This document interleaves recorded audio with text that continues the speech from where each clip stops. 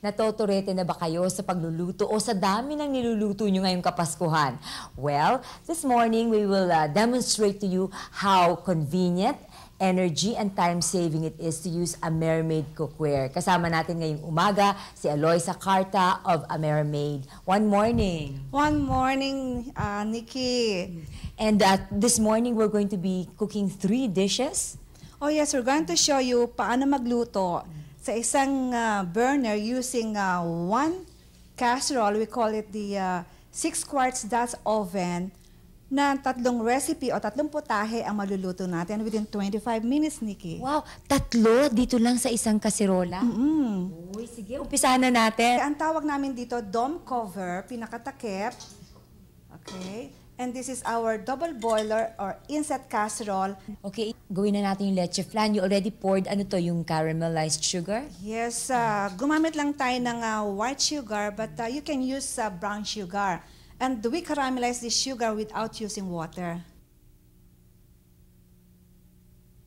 Ito yung custard natin.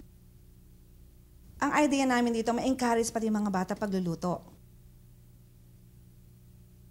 This is our Hawaiian timbali. So you decorated it with pineapple and Yes, with the carrots? pineapple para talagang pag binaliktad mo yan, ang gandang tingnan, very attractive sa mga tao, sa mga bata. This is a mixture of ground pork seasoned with salt and pepper. Sabay-sabay natin ilalagay yan. Chopped carrots, chopped onions. Kung anong gusto nyong ilagay yung ba sa ating ordinaryong imbutido. Hindi ka nagagamit pa yung binabalot yan, Nikki, eh. Ipapakita namin sa inyo mga televiewers, Nikki, pwede tayo, nakatikim ka na ba ng sinigang na hipon?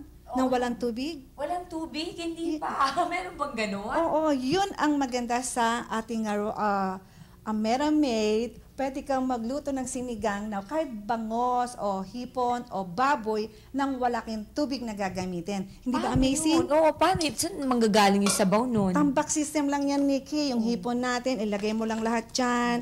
Wala tayong tubig na ginamit. Ang pang-asim namin, kamatis, patis, sibuyas. Okay? Sile, labanos, eggplant. Kung gusto mong lagyan ng yung okra, pwede. And then yung ating waterless sinigang na hipon, Nikki, kailangan makakuha mo na siya ng enough heat. Yun ang principle sa ating pyramid cooking or stack cooking. Kailangan lahat ng hiwalay na kasirola, makakuha siya ng tamang-tamang init.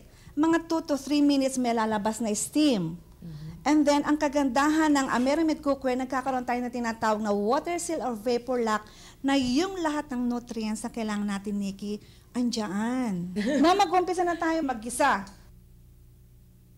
Magigisa ho tayo mga televiewers ng bawang na walang mantika at igigisa natin yung ating, sama-sama yung ating chicken, wala tayong idadagdag na tubig.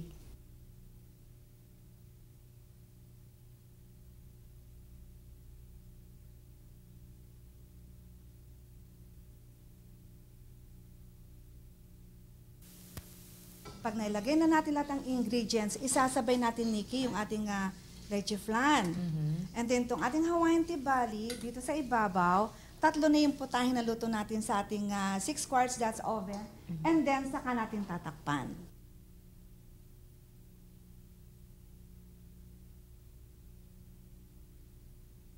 Then, mga 5 minutes lang na kumulo yan, ano? Or 3 to 5 minutes, ipapatong natin. Yan ngayon ang tinatawag ho nating pyramid or stack cooking. Hindi ba amazing, Nikki? Oo, isa na lang burner kailangan mo para Isa sa lahat lang. na yan. O, yan tipid.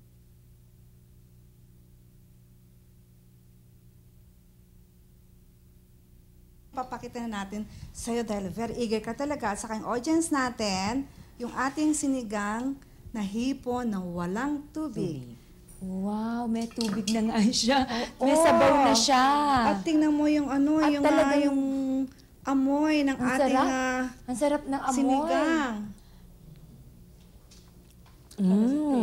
It's good. Malasang-malasa siya. Tama ka. Talagang na-concentrate yung flavors, ha? Okay, next week, iba naman yung gagawin natin. We'll cook another dish, pero iba namang produkto ng Amerimaid ang gagamitin natin. So, kita-kita po tayo ulit next week. Thank you very much, Ms. Eloisa. Thank you rin, Nikki. Maraming salamat sa inyo at sa mga audience natin. Sana nagustuhan ninyo yung ginawa namin pagluluto dito na lahat ng sustansya at talagang healthy cooking with the aid of Amerimaid cookware. Maraming pong salamat. Ako po si Eloisa. Thank you, Nikki. Thank you very much, at I can't wait to eat some more. See you ulit next week,